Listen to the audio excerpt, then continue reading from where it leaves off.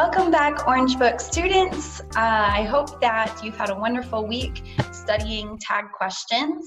I'm sorry if some of you missed our asesoría this week. I had to change the time, and a couple of people have told me that they didn't get the update. So I'm sorry for that. So I've included a little bit of a review in this lesson for those of you who could not attend asesoría. This week, asesoría will be on Thursday night at 7 at the normal time. So if you have any questions or doubts about last week's assignment or lesson, please send me a WhatsApp message and I can help clarify any of those doubts. All right. Okay, so here we're looking at chapter 9, lesson 2 for tag questions. First, a review from last week. So last week we saw that first we start with a statement that we believe to be true. It has to be a statement, not a question. That also means that you won't really be using the word ever in your statement. Have you ever traveled to California? Because you're going to make it a statement. You have traveled to California, haven't you? Versus, have you ever traveled to California? Two different concepts. Next, the tag question then takes the negative form of the verb used in the statement. You have traveled to California, haven't you? You are from California, aren't you? And then finally, tag questions are answered the same as yes and no questions. Yes, I have. Or no, I am not from California. I'm from North Carolina, not Portland. So some of the tag questions that we looked at during the asesoría were as follows. So take the time to pause the video and take notes on these and send me any questions if you have any doubts. You speak English, don't you? Yes, I do. Or no, I don't, but then you probably wouldn't be answering the question that way. Next, you have English class, don't you? Yes, I do. Or no, I don't.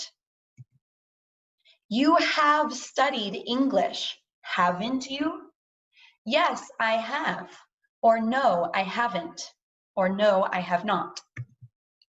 You are going to study English, aren't you? Yes, I am. No, I am not.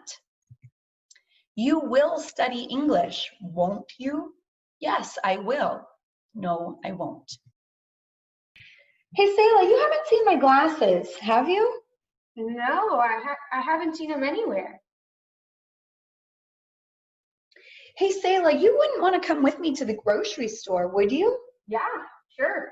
Awesome, let's go. Today in lesson 2, we are going to do just the opposite. Instead of starting with an affirmative statement that is true, we're going to start with a negative statement, something that you don't think is true, or a suggestion that you think might not be true. And so sometimes we choose whether to start with an affirmative statement or a negative statement based on our hopes and our desires. Sometimes it's because there is doubt. You don't really think this is going to happen. In the example in the video with my daughter, when I said, you wouldn't want to go to the grocery store with me, would you? Because I'm thinking she probably isn't going to want to go. Or, you haven't seen my glasses, have you? I don't really think at first that she's going to know where my glasses are, because normally that's something that my children don't pay attention to.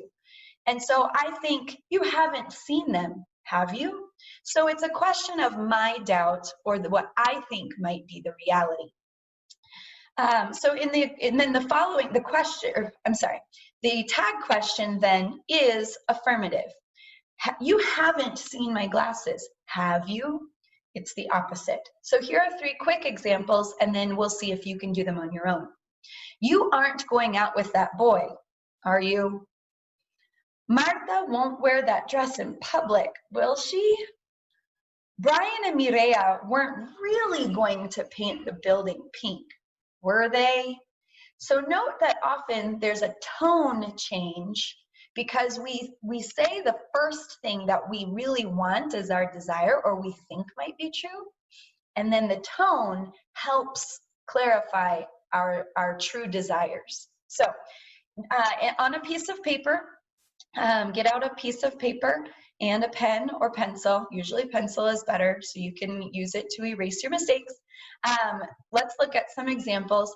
And so first you're going to fill in the blank with the appropriate tag question, and then also write yes or no, responding to it just the same as you would as a yes or no question. So number 1, we didn't have a homework assignment yesterday. Tag question. We didn't have a homework assignment yesterday, did we? Yes, we did. Or no, we didn't.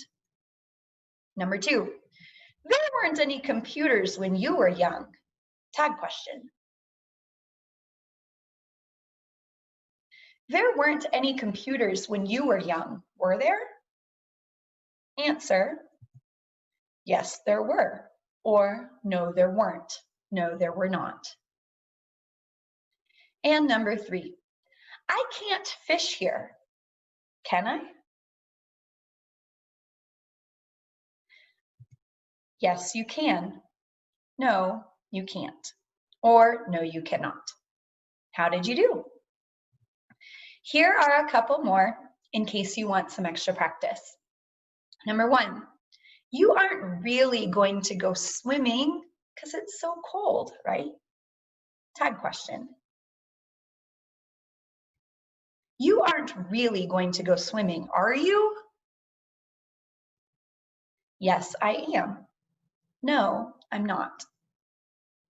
Number 2, the mail hasn't come yet. Tag question. The mail hasn't come yet, has it?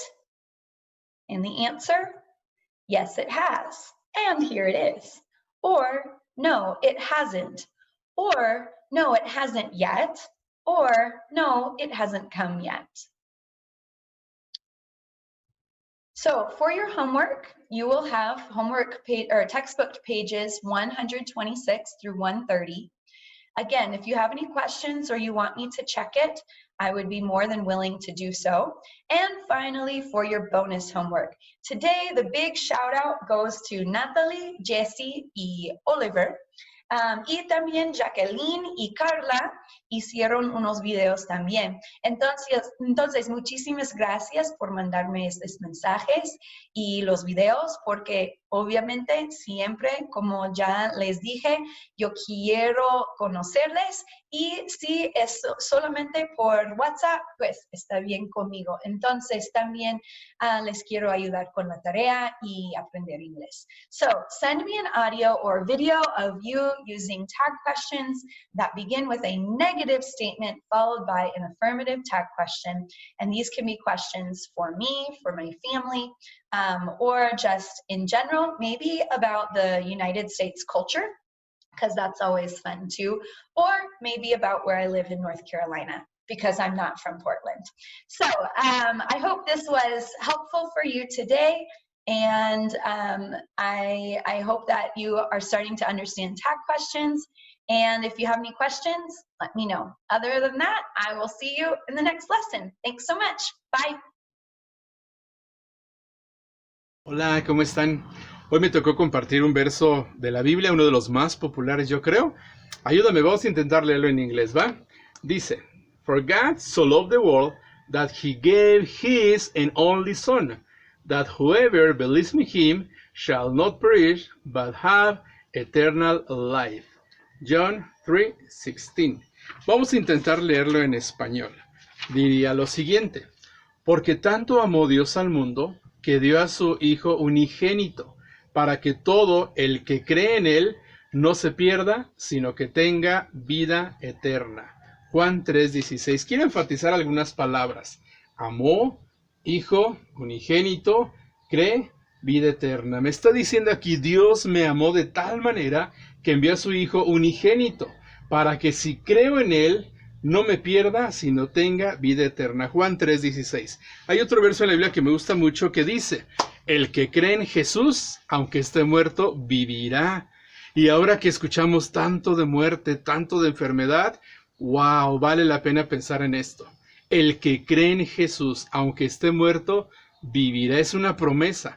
Dios me amó, envió a su Hijo único, unigénito, para que si yo creo en Él, no me pierda y alcance la vida eterna. Mi pregunta es, ¿crees tú?